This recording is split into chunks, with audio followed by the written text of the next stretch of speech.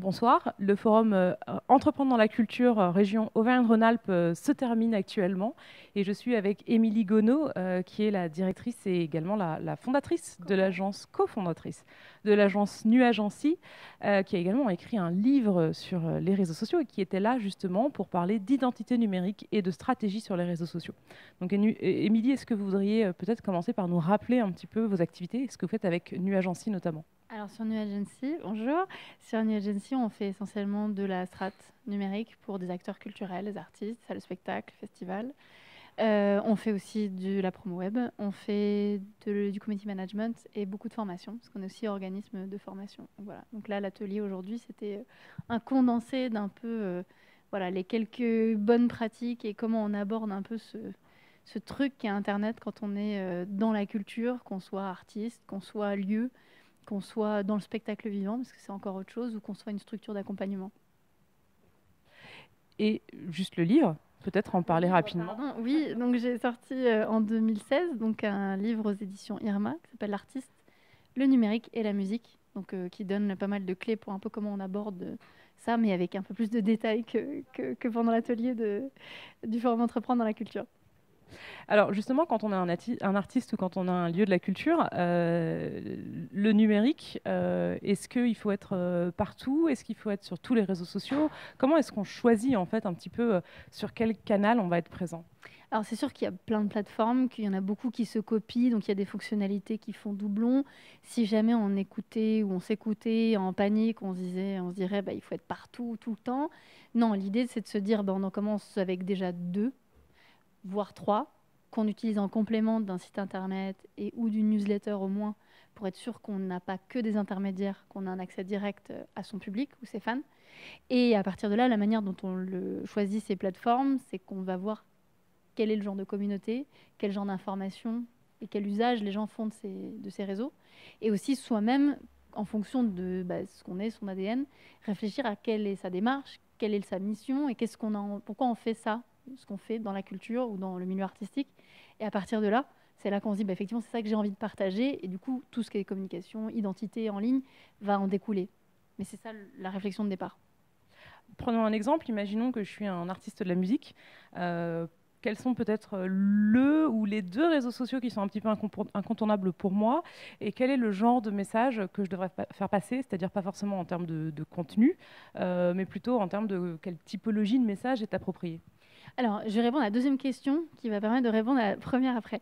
Ce qu'on essaie d'expliquer, d'utiliser, la manière dont on utilise les réseaux sociaux, c'est juste pour que les gens puissent adhérer à son univers.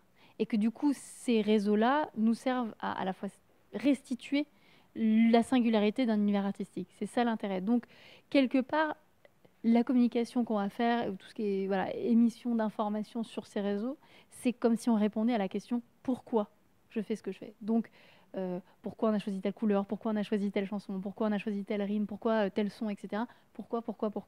Ce qui veut dire qu'à partir de là, le choix des réseaux quand on est musicien, ça va dépendre déjà de où on va dire oui Facebook. Sauf que est-ce que la communauté est sur Facebook? Est-ce que c'est dans les codes? Est-ce qu'on est plutôt sur YouTube et Instagram? Est-ce qu'on est plutôt sur Twitter et voilà, je sais pas moi, Facebook? Voilà, en fonction de ça, ça va pas être la même chose. Donc après, on peut être sur plein de réseaux différents. La question, c'est d'en choisir que quelques-uns et bien les utiliser les uns en articulation les uns avec les autres, plutôt que de faire doublon, parce que sinon les gens vont pas demander à être spammés pour avoir toujours la même info, quoi. D'accord. Et alors du coup, si je vous écoute, il faut que déjà j'ai répondu à pas mal de questions avant de me lancer sur les réseaux sociaux. Donc est-ce que je peux me lancer sur les réseaux sociaux d'un jour sur l'autre, j'ai envie de dire, peut-être un matin je me lève, je me dis tiens si j'étais sur Facebook, ou est-ce qu'il vaut mieux voilà, réfléchir un petit peu avant et alors dans ces cas-là, bah, sur quelles questions, qu'est-ce qu'il faut que j'ai mis en place avant de me lancer? On peut souvent se lancer en créant un compte sur tous les réseaux dont on se dit qu'il faut absolument qu'on soit et qu'on regarde. On fait un peu stalker et tout ça. On arrive, on regarde un peu comment font les autres artistes, des gens qu'on admire.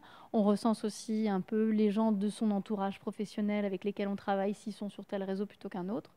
Et après, on se dit, bah, effectivement, je vais juste chercher à recréer sur ces réseaux mon réseau hors ligne. Et à partir de là, finalement, c'est assez simple. Donc, on peut très bien créer aujourd'hui, demain, on se réveille, on se dit, j'y vais. On crée les comptes, mais on communique pas dessus. On regarde et on met en place au fur et à mesure quand on le sent. Voilà.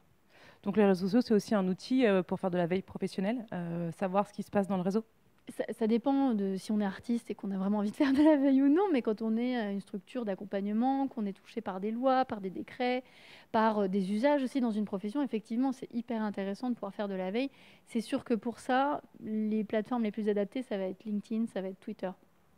Beaucoup plus que Facebook, que YouTube ou qu'Instagram. Mais oui, c'est très important aussi sur ces deux réseaux-là, Twitter et LinkedIn, de même prendre part, se positionner, relayer ces informations-là et être identifiés comme des gens qui sont voilà, curateurs de ces informations et de cette veille professionnelle. Ouais.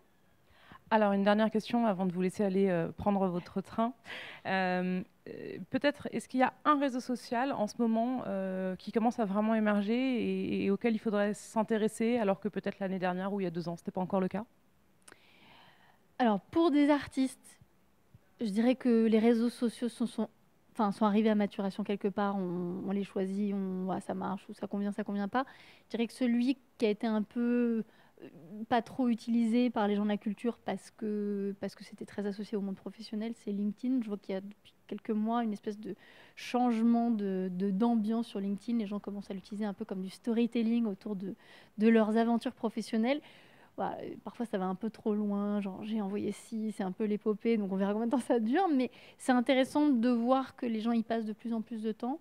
Après, voilà, c'est comme tout, quand on arrive à une taille critique, comment est-ce qu'on émerge? C'est la qualité de ce qu'on a à dire et de la manière dont on arrive à expliquer sa démarche qui va faire la différence, quoi.